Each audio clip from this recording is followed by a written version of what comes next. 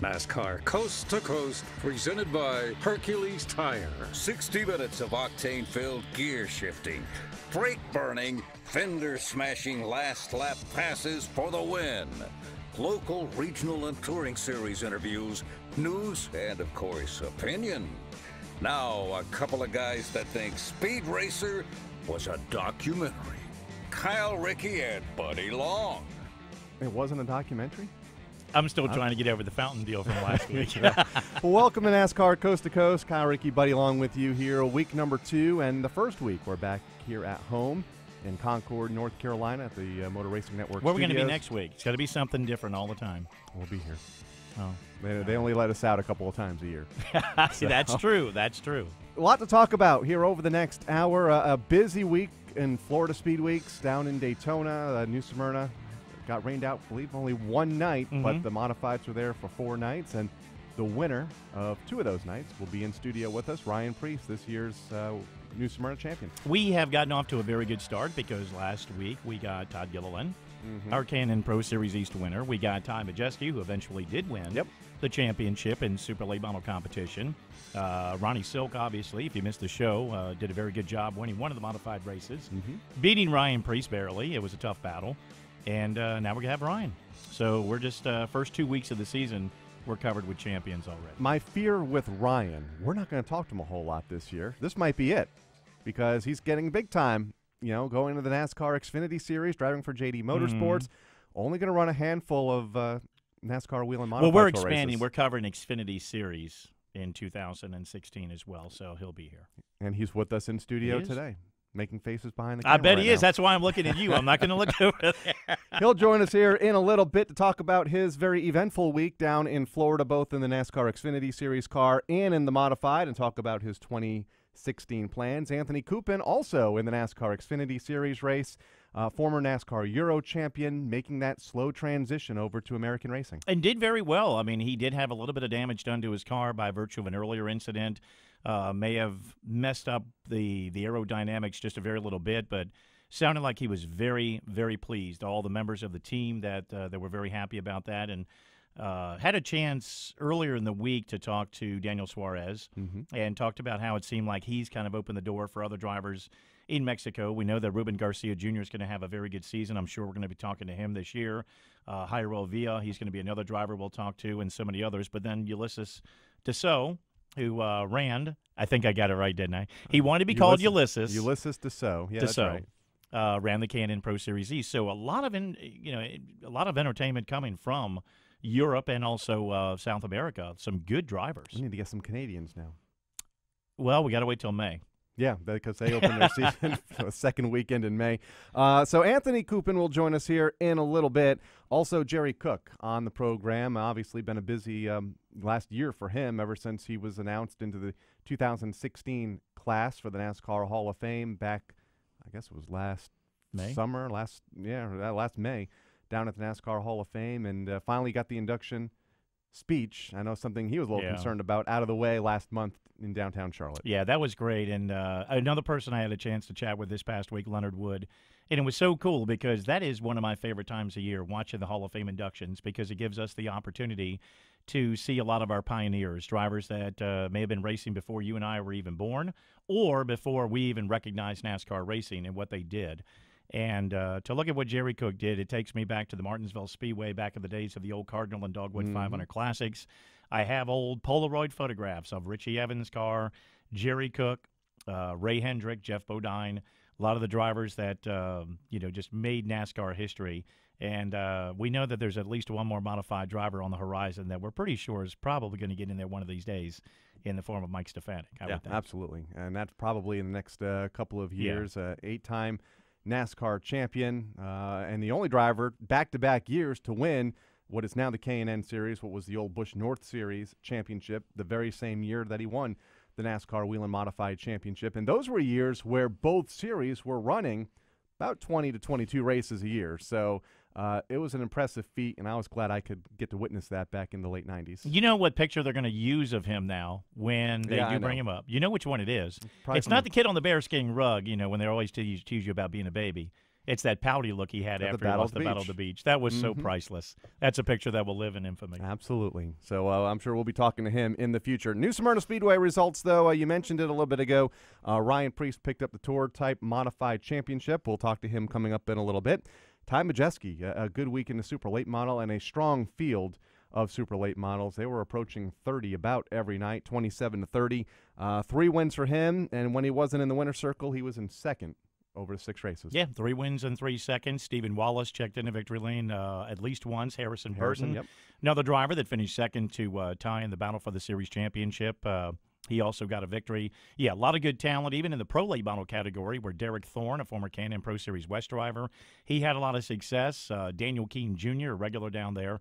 And the funny thing is, when you're looking at the opening dates for a lot of tracks, New Smyrna's opening date is March 19th. And I have to sit there and laugh. It's like, well, heck, they've been open forever. Do they ever close?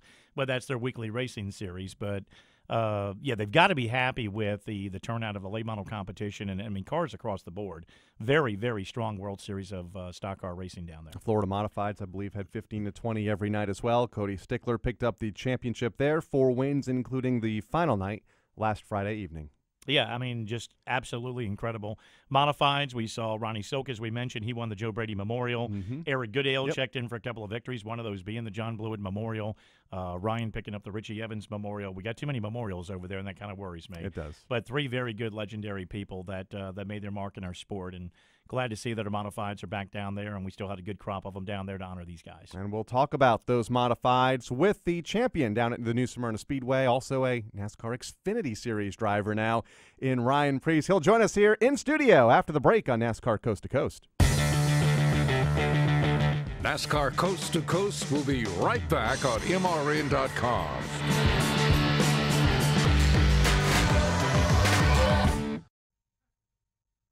Make your taste buds race with the newest sponsor of MRN, Creekstone Farms, premium Black Angus beef and all-natural Duroc pork. For over 20 years, Creekstone Farms has been fueling restaurants and food lovers across the nation with the highest quality, juiciest beef and pork products, all raised and grazed in the USA. Just one bite and you'll be a fan for life. Be the champion of your next family meal with beef and pork from Creekstone Farms. Visit creekstonefarms.com to order today or learn more.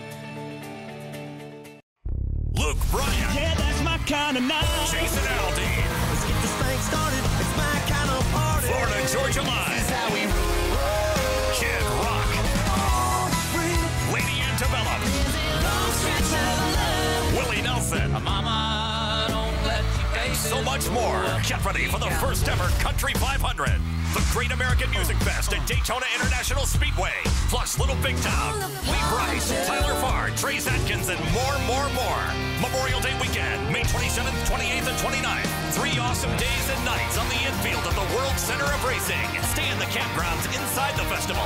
For tickets and information, visit country500.com. Don't miss Luke Bryan, Jason Aldean, Florida Georgia Line, Kid Rock, Lady Antebellum, and many more at the Country 500 at Daytona International Speedway. Sponsored in part by Budweiser.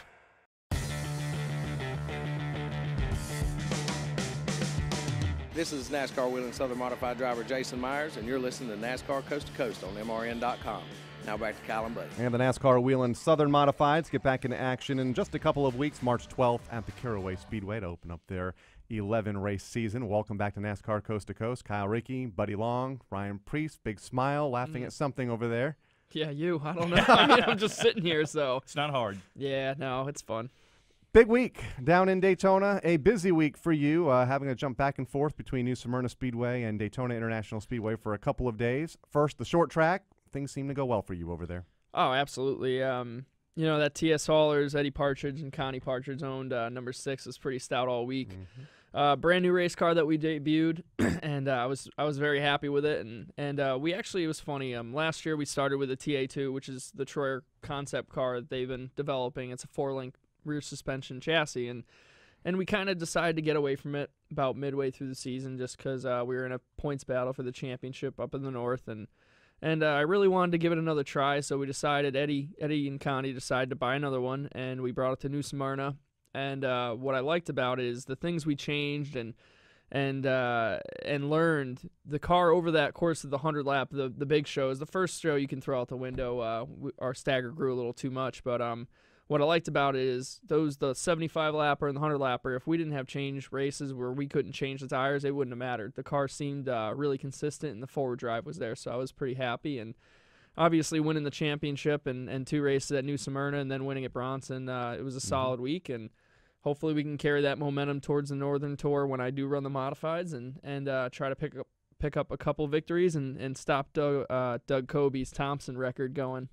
That's going to be tough, but if there's anybody out there that can do it, you're one of them for sure. And let's talk about that for a second before we dive into your Xfinity Series. Have you already been able to do the math and figure out the logistics of when you can have a weekend off and when you can do some modified tour races or local stuff? Yeah, actually, I'm going to be I already booked my flights trying to get ahead, so I have my Thompson flight, so after Texas, which is on a Friday night. So you'll be at the Icebreaker. I'm going to be the whole weekend, too, so I'll be practice qualifying and everything, and then I forget where we are for the weekend of the Sizzler, but I'm gonna get a flight after the race and get home for the race, so just working. I think I end up making nine Whelen Modified Tour races. Really? Yeah. Yep. So I'm pretty excited, and yeah, we'll have some fun. So I guess the next question is, you're living down here now. Yep.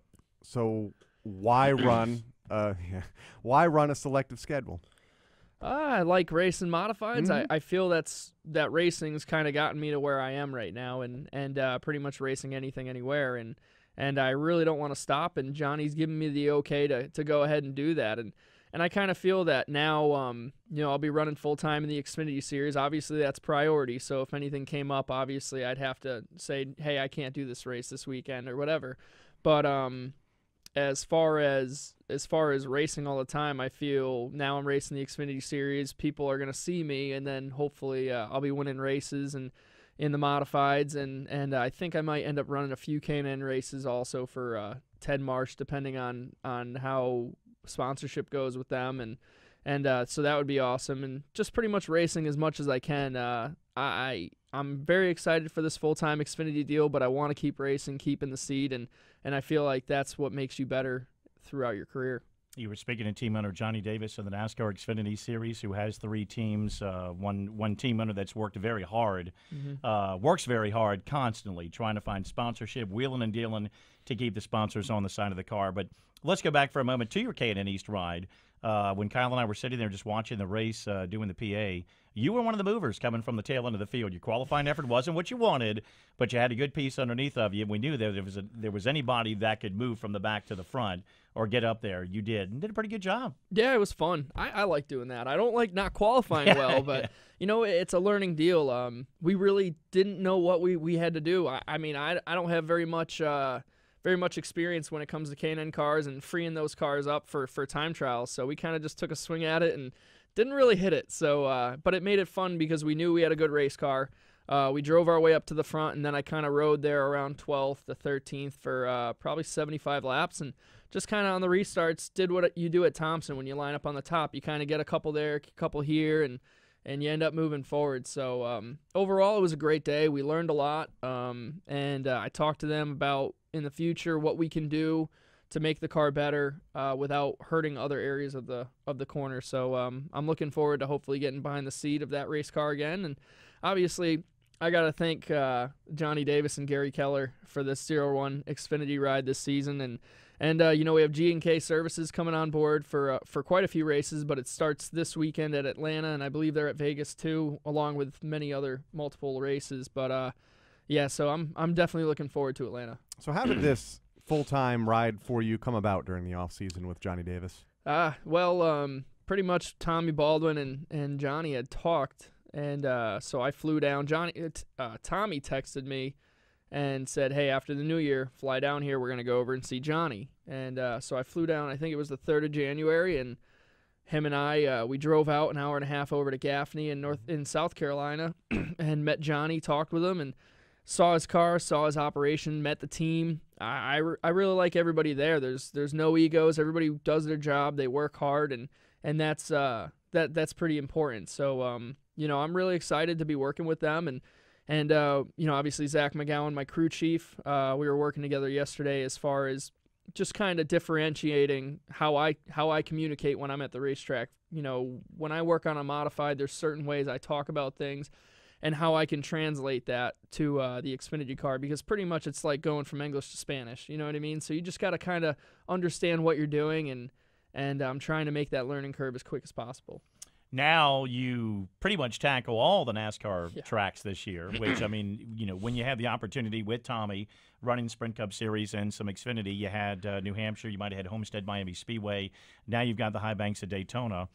You leave that 2.5-mile track. Now you're going to a rather abrasive Atlanta Motor Speedway. Your thoughts on that racetrack coming up this weekend? Abrasive. I'm actually excited because I honestly don't have much experience when it comes to these Xfinity cars, but I do have some experience going 1.5 miles now thanks to Tommy and the 3 starts I had before coming into this season with Xfinity, and those 5 starts in the Sprint Cup. So I have a little bit of experience, but what I'm looking forward to is the change during the course of the run, how your tires are going to be wearing out and what you're going to need, forward drive, roll in the center, all that comfort. But it's all going to be new to me, and I'm ready to learn. But what I'm looking forward to most is when we unload for practice and going through the different transitions the car is going to be going through, and kind of doing our changes and keeping a memory bank of what we did and how we can make our car better, and if it feels better in what corner, vice versa. So it's definitely some exciting stuff, and I really can't wait for Atlanta. It's going to be pretty awesome. Let's button up Daytona for a second. Obviously, really, come on. The expectations were high. A lot of people. I was in the garage. Don't touch me. Sorry. Oh boy, we're gonna have a fight here. Taking pictures of Ryan climbing in the car and all that, and a photographer comes up to me and goes, "So you jumped on the Ryan Preece bandwagon too, huh?" Like, you serious right now? Yeah. Yeah, I've just jumped on it yesterday. But obviously expectations were high. Unfortunately, It only lasted, 4.5 laps or so? What happened? Well, it was like I was telling Zach. Got a tick free in 1 and 2 on the bottom, and I talked to Regan Smith a little before, and like anywhere you go, you end up moving up the track when you get loose. So, I mean, I hadn't been to a super speedway before, and radial tires, it's a different feel when you start to get a flat, I think. So I moved up in 3 and 4 and was kind of backing out of the draft, and it was still getting loose. So, I radioed over and said, hey, we're getting loose. I think we need to think about doing something on the pit stop. And then we go through the tri-oval, and something really doesn't feel right. Mm-hmm. So I radio over. I thought I had a left rear going flat the way the car was getting loose. And by the time I ended up getting my finger off the key, it just whipped right around going into 1. I was trying to back out and get out of everyone's way and kind of slow it down. That way we didn't tear the race car up, but it was too little too late. And obviously now I understand that feeling with those tires, because I think the inner liner kind of gave me the feeling like it was just loose, but it would keep going, and then it just kind of came apart. But I don't know if we ran over debris or what. It's totally unfortunate. But Uptick Vineyards, I got to thank them for coming on board, for sponsoring that race, and obviously G&K Services for everything they do for Johnny Davis Motorsports. And pretty much can't do any worse than Daytona. So we're gonna look forward to moving up from there. Aside from the fact that you didn't have many laps at Daytona, unfortunately, you did get a lot of track time, or had the ability with 3 sessions on the day before on Friday afternoon. Was the plan for you to eventually hook up with one of your teammates, or was there somebody out there during all your practice sessions you felt comfortable with and they felt comfortable with you out in the draft? Oh, no, there was never really any talk about that stuff. I'm sure as the race went on, we would have probably ended up doing something like that, but one plan that Regan Smith told me before the race when I was talking to him at Tommy's, what he did, and obviously it worked pretty well for him with them in the Daytona 500, was kind of don't get out of your comfort realm and stay in one lane, kind of like when you're in traffic on I-77. You ever get that guy that jumps from right to left and really doesn't go anywhere? That's why I stay on I-85. Yeah, I hear you. Well, he told me, pick a lane and just stay in there and, let those guys kind of freight train, go to the back and just wait your turn. And honestly, that's probably what I would have done. And I actually sat in the fan zone and watched it on the big screen and kind of taken everything that a lot of people, Ryan Newman and Regan, told me and kind of using that while I was watching it and seeing how it would have played out. And I think it would have played out really well. And, I guess I get to try it at Talladega in a few weeks. Buddy touched on a moment ago, you ran some Sprint Cup races at the end of last season, I believe. What, the last 5 for premium, 4 or 5 for premium motorsports. You ran some for Tommy as well at New Hampshire. Mm-hmm. How much outside of the 1.5 mile even. Will that experience help you in going to this Xfinity Series car and already having some experience with longer races? Yeah, it's actually funny you say that. Is going into those Cup races, they definitely feel very long. Mm-hmm. You know, you get to lap 200 of 300, and you're just like, man, when's it gonna end? But you know, these Xfinity Series races are kind of, you know, they're not short. It's kind of like in between like a heat race and a long distance tour race or something. It feels inside that race car. So I'm looking forward to it.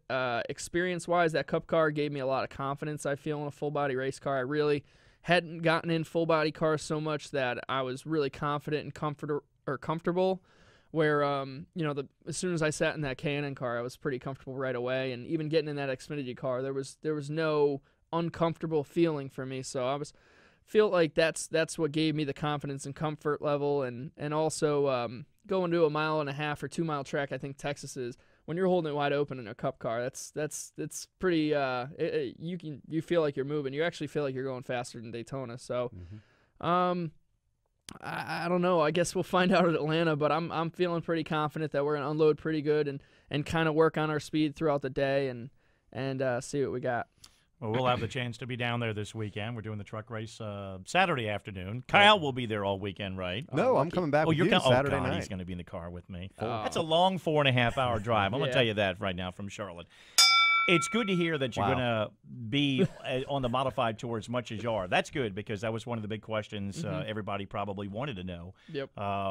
With that being said, you already mentioned Doug Coby, who's going to be a tough nut to crack. There was a lot of changes in the offseason. He smiles. He just puts on that smile like it's that killer smile. I'm going to get Coby when I get that chance. You said it. We'll just race. A lot of changes. A few of the teams had stayed together, obviously intact. You know, Coby and Bonsignor. Your thoughts when you look at the tour this year? What you see? I mean, a very competitive year last year, and you were a big part of that with Woody and Doug right down to the wire. Yep. You looking for more of some of the same?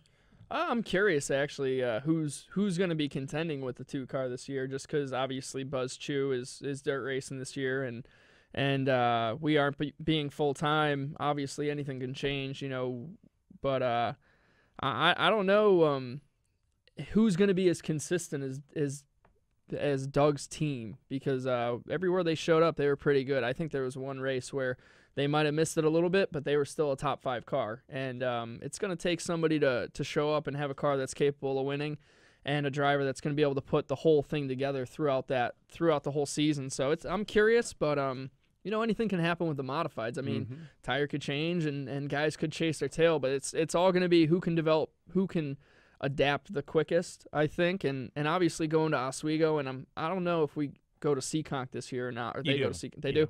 So there's some different tracks on the tour this year, but you know, I'm curious to see. There's definitely a different type of racetrack throughout the whole series. But I'm curious to see who's going to be the fast car at Oswego. Man, when I heard that was coming on the schedule, I was like, man, I wish I could go there, just because that's one of the tracks when I was 14 years old in the modified, and they thought I was 17 or 18 at the time with my birth certificates. You know, I was going to Oswego in a tour modified and kind of getting laps, and it was a lot of fun. And that's the track I kind of grew up racing at, you know, throughout 14, from that age group of 14 to 16. So wish I could have got back there, but hopefully one day it works out where I can go back. Here's what I like about the modified schedule this year, and we touched on it a little bit last week. Last 7 races, 7 different racetracks, including Oswego and Seekonk right there in the middle of it. So you don't have that Thompson, Stafford, Thompson, Yep. You know, with Stafford. With New Hampshire thrown in the middle. I like that 7 races in the last 7 different racetracks. That's cool. Like the weekly Whelen Modified Tour when it gets to be like that. Exactly, and there have been years where it's been like that. No, absolutely. So. It's great to see the Whelen Modified Tour growing, Mm-hmm. You know, hopefully it continues to grow. And I know some people don't want to see you know, 22, 24 races, but I'm the guy and I have an owner that wants to see that. Right. And I hope, you know, I hope that the modified tour can have that one day, and I hope they can go to tracks like Richmond again one day. I don't know how it would have to play out for that to happen, but I mean, there's a lot of tracks that I would love to see modifieds go to that would be fun. And, you know, like the New Smyrna, I would love to see the opening, you know, in February Speed Weeks be a tour show. We've talked about that, yeah. We have. And I think that would be awesome for getting cars down there for the whole week. Have it early on, and then guys are there, and then they'll race speed weeks. I think that would help. But I'm not making the calls. I'm just the driver that wants to go to every racetrack I can. As the same thing for us. Yeah. We'll get there. In fact, I'll be at the Icebreaker in 52 days from now, so I'll see you up there. Got the countdown. Oh, wait, you're going back to Thompson. I thought you were boycotting. We'll talk about that off the air. How about that? Ryan, thanks for joining us here on NASCAR Coast to Coast. Thanks for stopping in, and we'll see you at the Atlanta Motor Speedway this weekend. Appreciate it, guys. And once again, I got to thank G&K Services for everything they do, and Race Electronics, FK Rod-Ends, Simpson Race Products, everybody involved, TS Haulers. Looking forward to this season, and hopefully I'm back on with you guys soon. And now one mention of GoPro Motorplex. GoPro Motorplex. There it is. Back after this, we're going to talk to Anthony Kumpen, who is also in Saturday's NASCAR Xfinity Series season opener. Coming back with more of NASCAR Coast to Coast, it's Kyle Rickey and Buddy Long right after this.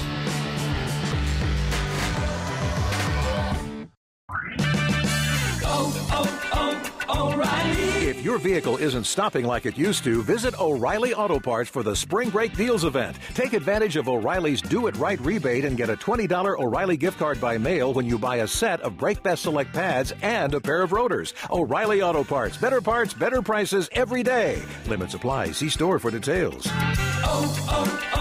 O'Reilly Auto Parts. Looking for a great spot for an affordable beach vacation, a family getaway, or the perfect romantic retreat but just can't find the time? Let the Plaza Resort and Spa help. A vacation on the world's most famous beach is sure to help you reconnect with the ones you love. You will discover the grand tradition of hospitality and service at this sparkling Daytona Beach Hotel, located directly on the beach. A Plaza Resort and Spa weekend escape is the ultimate in relaxation, with world-class massages, facials, body wraps, and more at the Plaza's very own Ocean Waters Spa. She'll love you for giving her such a fantastic weekend getaway. The Plaza Resort and Spa, located at 600 North Atlantic Avenue in Daytona Beach, one of the area's premier hotels and the perfect choice for any type of getaway. Book online at plazaresortandspa.com or call 1-855-DB-PLAZA. That's 1-855-327-5292.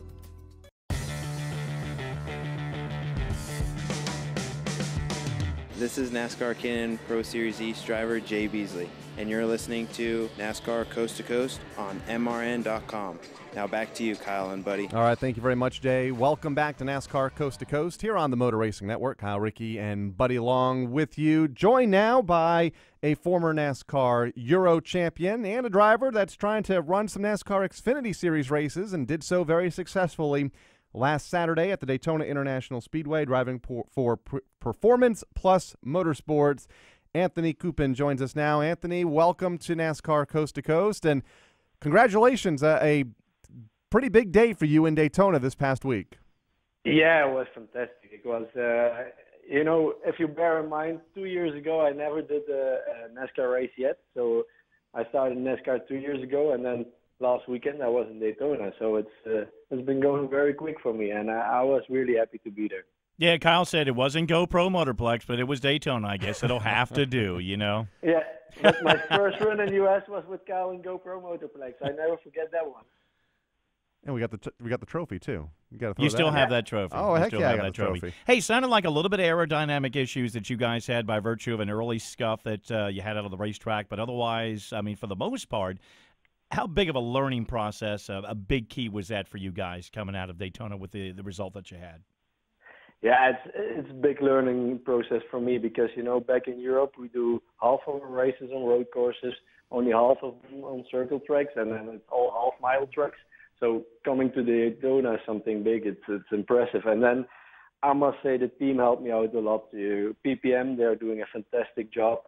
Me being there as a real rookie with only 12 circle track races on my list so far, it's amazing how they helped me out and how much we progressed during the weekend. And like you said, they did a fantastic job. The car was perfect. I'm sure if they had a more experienced driver, they would be more upfront. And we had no problems whatsoever during the weekend, only some debris that we caught at the beginning of the race, which messed up a bit our aerodynamics. But for the rest, it went very smooth all weekend long. You're a part of the Next Year Road to Daytona program. what does that program entail? Obviously, you were also a part of that program last year when you ran your K&N Series debut at the New Smyrna Speedway. What does that program entail, and how did you get matched up with the Godovics over at Precision Performance Motorsports? Yeah, exactly. You know, the NASCAR Whelen Euro Series together with next year, they build a program to get European drivers over here and to get them into NASCAR over here in the U.S. We have the European Championship now, and it's a perfect step to go to the U.S. afterwards. And with Precision Performance and the Godovic family, we set up this program together to get European drivers coming over. We had a French driver doing the K&N at New Smyrna 2 weeks ago. I was doing Xfinity Series, and the goal is to bring out as many as possible European drivers to get them more experience into NASCAR and to get our level back in Europe and the NASCAR Whelen Euro Series up.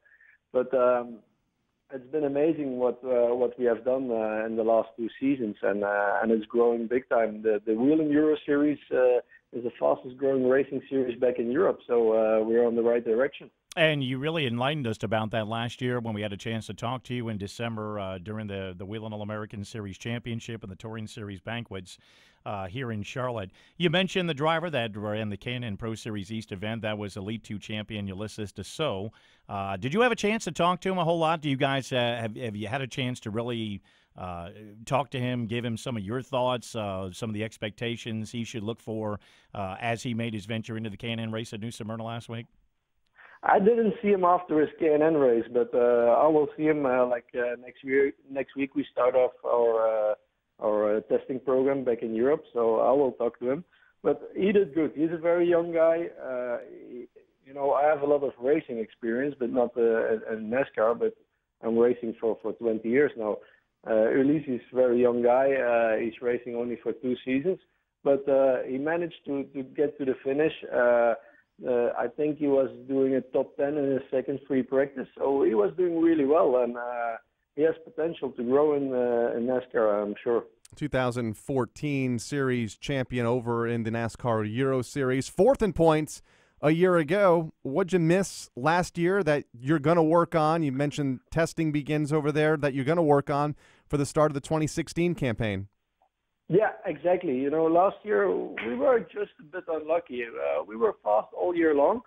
On the first weekend, we were always in the top 3 positions, and then the second weekend, I was leading the race, and we started lapping cars, and somebody spun off into me, and I was just having bad luck. My car was completely destroyed, and we had to go to a backup car for the next 4 or 5 races.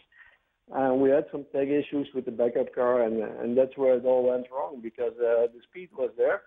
So this year we prepared a little bit better, and the goal is obviously to get the Euro title back in our team, and we will work very hard for it, because the championship, like I said, it's growing very much, and there's good drivers coming in.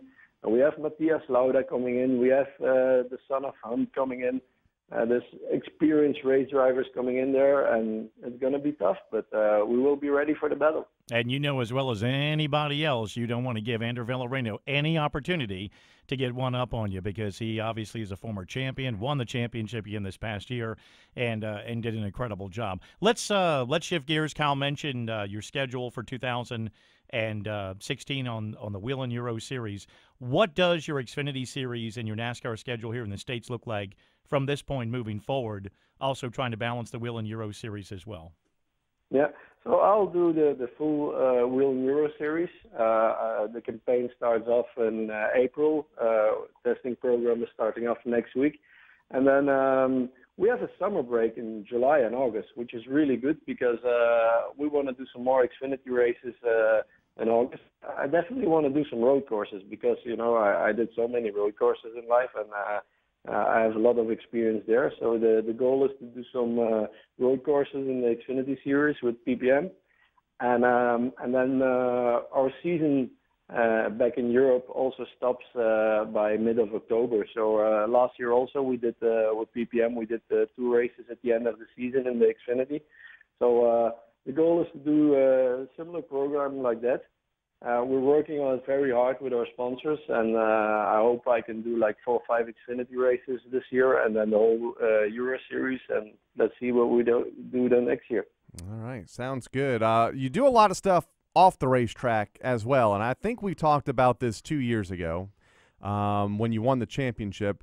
Dancing with the Stars over in Belgium. That had to be a pretty awesome experience because obviously not a lot of folks get to take part in a Dancing with the Stars type of program.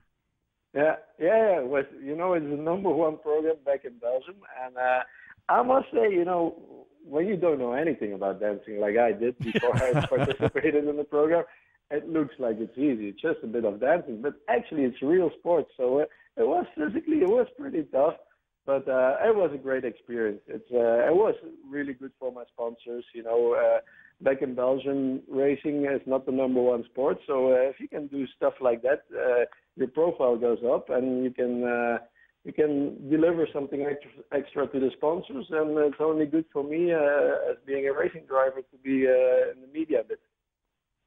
Well, I can tell you one thing right now. It's a good thing you can't see me because if you ever saw me dance, it's not a pretty sight. It's not pretty at all. Hey, we talked about Ulysses Dassault, the Elite 2 driver that ran the K&N Pro Series East.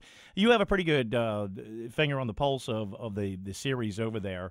It's grown immeasurably between the race fans and, of course, the drivers themselves. You see a lot of continued influx of drivers coming up into the Euro program this year? Yeah, there's quite a lot of new drivers, young drivers. There's new teams coming in. And, the single-seater racing and GT racing back in Europe, it's becoming difficult for these young guys. And the NASCAR Whelen Euro Series, the popularity is growing. There's a lot more sponsors getting involved. So there's a lot of opportunities for these young guys. There's a lot of young guys coming in there who are really quick.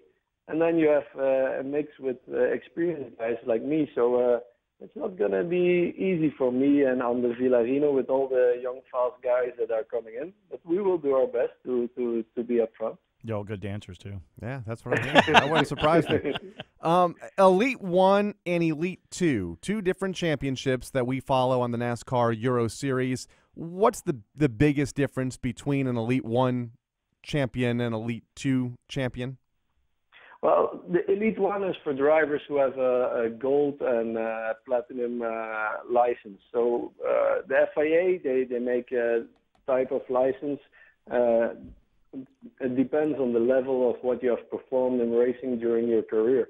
The Elite 2 championship is for the silver license levels and lower. So it doesn't mean that the Elite 2 guys are slower, but it's just less experienced. And that gives an opportunity for these young guys to fight in between them and not being stuck with guys like me and Anders Villarino who have way more experience. And so they have their own championship, and then after one season they can step up to the Elite 1 championship, which makes it a bit more easy for them to step into the game. Yeah, you just answered my next question. Obviously, a bit of a feeder program there, much like we have here with K&N and the Truck Series, the Xfinity Series, and the Sprint Cup.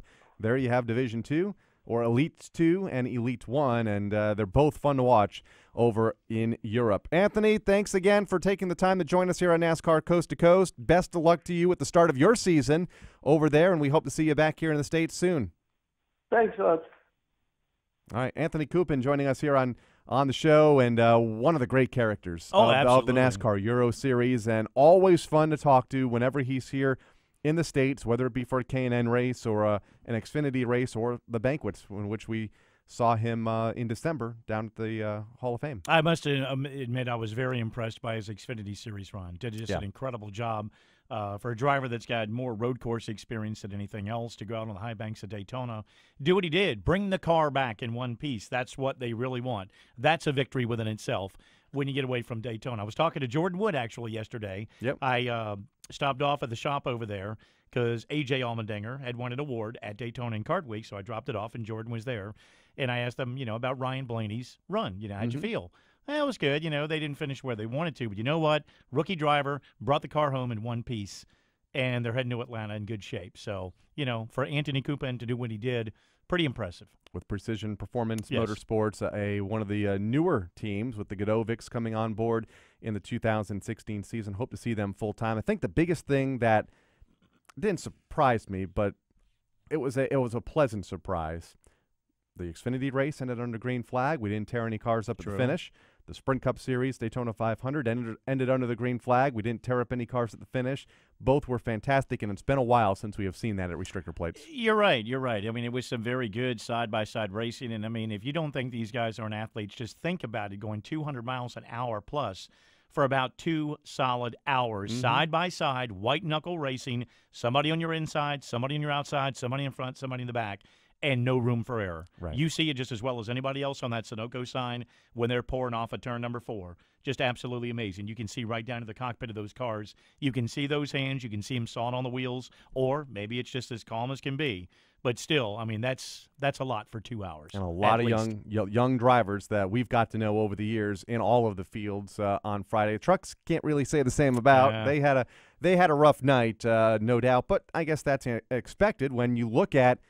It seemed like half of that Truck Series race was like the K&N Series the last 2 years. Well, and look at how many races we did have, and the storyline with MRN was youth movement. Yep. How many young drivers, how many drivers were in this race for the first time, and how many times at the end of that race the attrition rate was very low, the amount of trucks in the garage very low, almost non-existent. They were good races. I mean, it's going to happen sooner or later, here and there. All right. Coming up, we're going to talk to NASCAR Hall of Famer, class of 2016. We're going to talk modifieds once again. Jerry Cook will join us after the break. NASCAR Coast to Coast will be right back on MRN.com.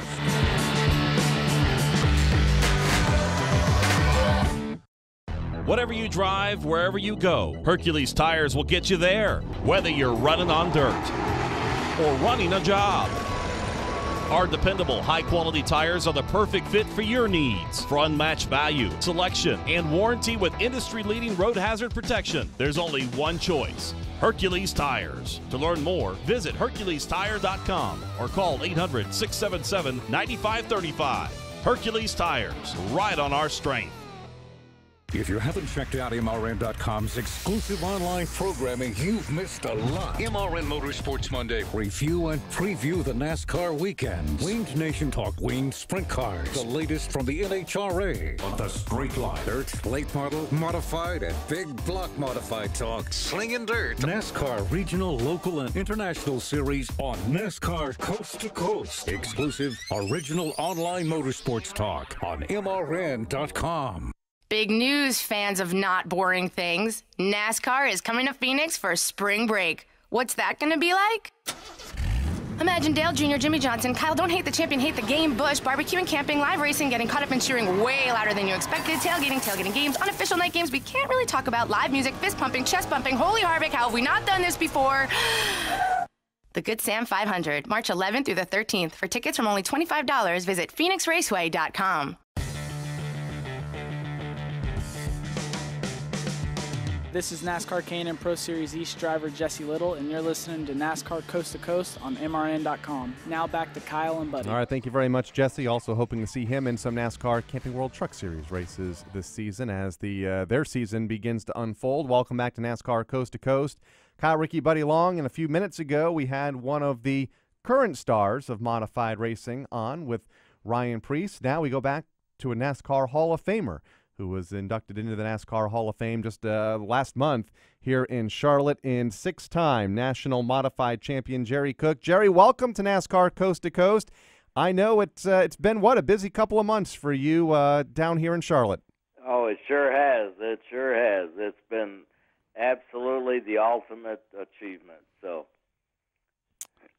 Well, as I mentioned to Kyle at the top of our broadcast, one of the shows in NASCAR racing that I look forward to each and every year, just as much as a race, is to see the latest edition of the NASCAR Hall of Fame inductions. And obviously, growing up, I was a Richie Evans fan, but I was a Jerry Cook fan too. Is that possible for somebody to be a Richie Evans and a Jerry Cook fan, Jerry? Well, Can you do I it? hope so. Yes, that's good. No, but it was fun, and I was regaling Kyle with the times that We had a chance to go down to Martinsville Speedway back in the days of the Cardinal and the Dogwood 500 Classics and some of the old Polaroids. You know, people don't even know what the word Polaroid means anymore, I'm sure. But still got some photo albums and some pictures of that old 38 car and the old Pintos and the Vegas and just the different body styles that just bring back some wonderful memories. Talk about Martinsville. Let's start there.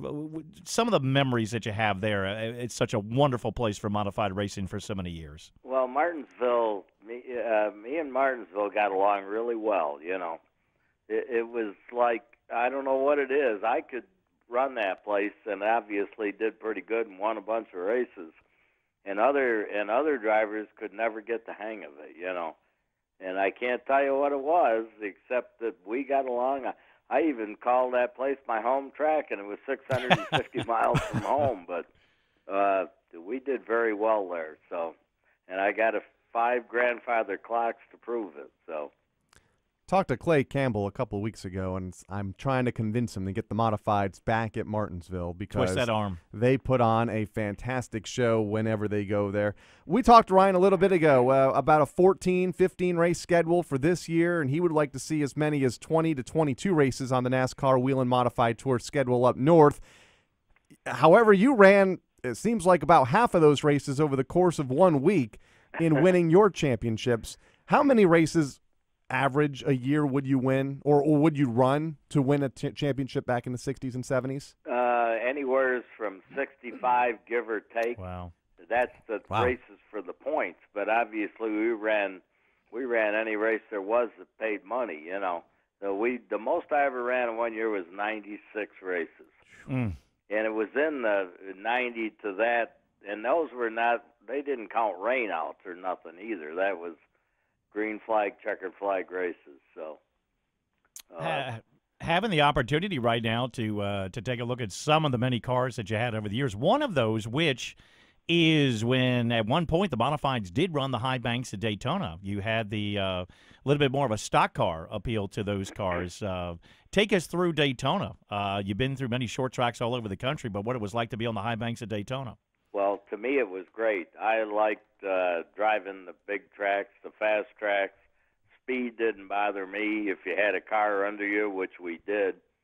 The speedway car that we built was a Monza, and it got around there, you know, pretty good. But a lot of guys had Firebirds and Camaros, and some of them even took their, I'll call it short track cars, you know, and put some sheet metal on them and things like that to get by with it. But it was, I liked it myself. I never won any of them, but I was up in there every time. So let's talk about the gamesmanship that took place between yourself and Rickey Evans, of course, both from Rome, New York. A lot of different racetracks would run on a single night, Friday night, Saturday night, Thursday night, whatever it was.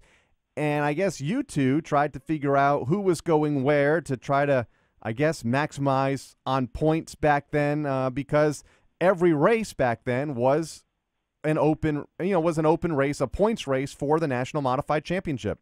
Oh, that's correct. I mean, there might have been 3 tracks, 4 tracks in the area up there running on the same night. And the point system then was a lot different than what it is now. What we called championship races back then paid a lot more points than a regular race did. It was like Martinsville. You could gain more points at Martinsville in one day than you could if you ran a weekly track all year long and did very well, you know. But when there wasn't anything, you had to play the weather. So you know, we all the stories you've heard about me and Rickey trying to outfox each other are all true. So he did it, I did it. We'd do anything it took, you know. The NASCAR Hall of Fame obviously trails all the other forms of professional sports as far as having a Hall of Fame and playing a tremendous amount of catch-up. But when you look at the classes that have been incorporated, I would say you have to tip your hat to NASCAR because it so easily could have just put 5 pioneers in the NASCAR, what we call Sprint Cup or Winston Cup or whatever you want to call it, the big leagues of stock car racing, the biggest league. you could continue to fill the field with 5 every year. But NASCAR said, no, we've got to take a look at our other groups. We've got to look at the Xfinity Series, the modifieds. What does it mean to you when you see the diversity that NASCAR has created by not putting 5 NASCAR Sprint Cup drivers in, all of our pioneers, knowing there's several more that need to go in and will go in, hopefully, eventually. Yes. But to know that already in a very short period of time, yourself and Rickey Evans, 2 very worthy candidates, are already in. Well, when you see the list of nominees, there's no doubt everybody on the list deserves to be in there. But in doing 5 a year, but what you said about NASCAR, looking at it from a standpoint of everybody races in NASCAR, whether it's a weekly track in the middle of the country or up north, or a tour that we have now, or the Cup, or the Xfinity, or the trucks, you know, all of them are eligible, and for the people involved in that to agree with that and pick that I think is great. You know, I mean, I got in on my merits as a modified driver, winning 6 championships, along with Richie. You know. And but I went on to work for NASCAR and started what is now the Whelen Modified Tour, and worked with a lot of other things in NASCAR in all my years until I retired at the start of this year. So I wanted to ask you about that. You mentioned you were running 80, 90 races a year, winning those 6 championships. In 1985, the NASCAR Whelen Modified Tour, as we now know it, then it was the NASCAR, I think the Winston Modified Tour was the first sponsor for the series. Why was then a good time to, take, the 70, 80, 90 races around that paid points and kind of make it into a tour concept? Back then, I guess it was 24, 26 races. Yeah, that's an easy answer for me because I was the guy that was pushing it the hardest, along with Jim Hunter, who was Jim Hunter was a weekly racing type of guy, you know. And what I saw happen with the Busch Series, that was the Busch Series back then, was the car count was dropping off. The weekly tracks couldn't afford to run them. And before they started that series, the cars were dwindling. And my thought was, and people listened to me, was to start something before the cars all disappeared, and the teams went other directions. And that's when we started the tour in '85, and we ran it at tracks on non-conflicting dates with weekly racing. And a lot of our races were running during the week or odd days, like that, until it picked up, because even the modifieds, I could see at that point, were starting to drop, or the tracks were starting to drop, but we got tour modified cars because they were just getting so expensive and they couldn't pay any more money on a weekly purse to run them. So now you got SKs at Stafford, Thompson, and cars that are less expensive to race, but they're still modified. A lot of them classes still run what is what we call, I guess, a standard modified chassis. It's something like the K&N Series now runs a chassis similar to a Cup or an Xfinity car. Okay, Jerry, I'm going to put you on the spot, but in a good way, Over the weekend, I was speaking to Leonard Wood, and obviously one of your classmates in the NASCAR Hall of Fame. And I asked him, I said, Leonard, honestly speaking, there's so many other people that you would love to see in the Hall of Fame. Who would you like to see get in next or very soon? And he mentioned Marvin Panch.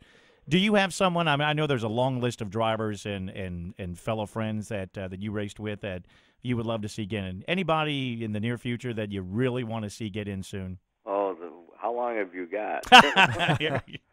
Well, I don't think I want to name some names, but I want to see people get in like myself that didn't run Cup, that ran either the tours or weekly racing or something of that sort, And I could probably come up with a list there too, that that are just as worthy to getting in as anybody else is. And I haven't seen the nominee list yet for this year, but I'm assuming some of them are probably still going to be on there, Larry Phillips is a good example. Mm-hmm. He won the weekly deal quite a few years, one after the other. He was really good. And I got to know him, too, and see how he operated, But he was a weekly racer, and there's a lot of them that are.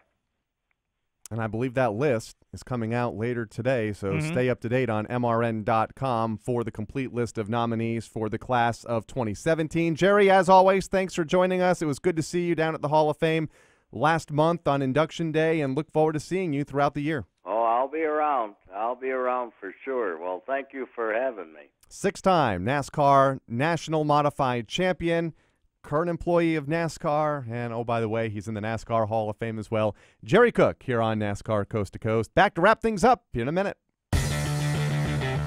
Coming back with more of NASCAR Coast to Coast, it's Kyle Rickey and Buddy Long right after this.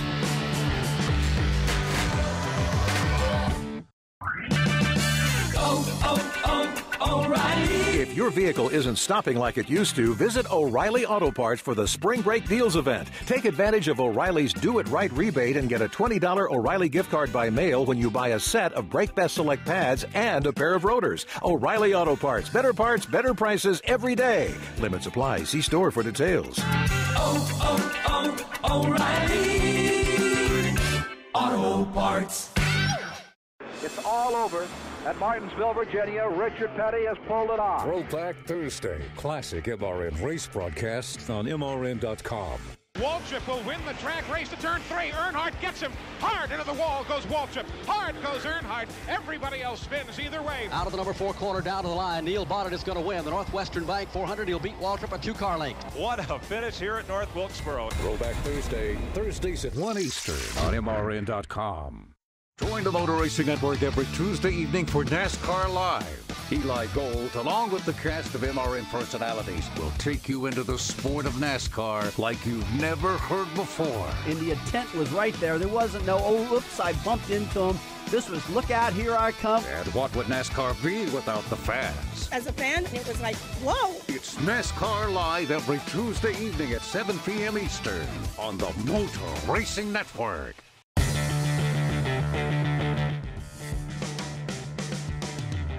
This is NASCAR Coast to Coast on MRN.com. Here's Kyle and Buddy. Wrapping up show number 2 here on the Motor Racing Network, NASCAR Coast to Coast, brought to you by Hercules Tire here on MRN.com. One little bit of news I don't think we got to last week. We're talking about modifieds and new drivers coming over. Craig Lutz looks like it's going to be full-time in 2016. A former weekly competitor at the New London Waterford Speed Bowl, purchased some equipment from Cole Powell's family. Kapow, 13th in modified points last year at the Waterford Speed Bowl, ran 4 modified tour races, going full-time in 2016. Yeah. We'll have him to watch this year running for Rookie of the Year. Absolutely. Did a very good job last season. I also wanted to back up, and I hate this for the fact that since we were in Daytona Beach last week doing our show, get well wishes to Bruce and Teresa Rogers at Grandview Speedway. They were both involved in an automobile accident down in Daytona. I believe they're both still at Halifax. Teresa's in the rehabilitation wing. Bruce was in ICU. I don't know what the update is. Ernie Saxton, of course, always keeps everybody up to date with that. But operators of Grandview Speedway, one of our great dirt tracks on the NASCAR Whelen All-American Series. Absolutely, and they'll be opening up shop, I guess, a little April later on 2nd, I think, in the spring. We do have a few tracks opening up this week. You mentioned New Smyrna. They're always open. Kern County Raceway, Bakersfield, California. They have the Winter Showdown coming up this weekend, February 27th and 28th. The second big West Coast show after Tucson opened up with the Chili Willy a couple weeks ago. Oh, and you want to talk about names. I mean, Noah Gregson, Grayson Raz, Bubba Pollard from over here in the South, Todd Gilliland. He'll be one of the drivers there. It's a relative who's who that's going to be there for this weekend. And Myrtle Beach here on this side. They've got a big one. Running the Icebreaker this weekend. I still think the real Icebreaker's at Thompson Speedway in Connecticut. But, they'll have the Icebreaker this weekend. Myrtle Beach Speedway in South Carolina should be fun. Greenville Pickens in South Carolina also opened up a couple of weeks ago. Their NASCAR season opener in 2 weeks on March 5th. Another fun show. It's going to be good. Can't wait till next week. Looking forward to it. Ryan Preece, Anthony Kumpen, and Jerry Cook all joining us on this show. For Craig Moore, Buddy Long, I'm Kyle Rickey.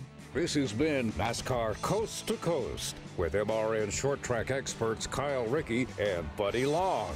Tune in next Wednesday at noon at MRN.com for more talk from NASCAR home tracks and touring series. NASCAR Coast to Coast is also available on demand in the MRN.com Media Center or download from iTunes or Stitcher. NASCAR Coast to Coast is a production of the Motor Racing Network. All rights reserved.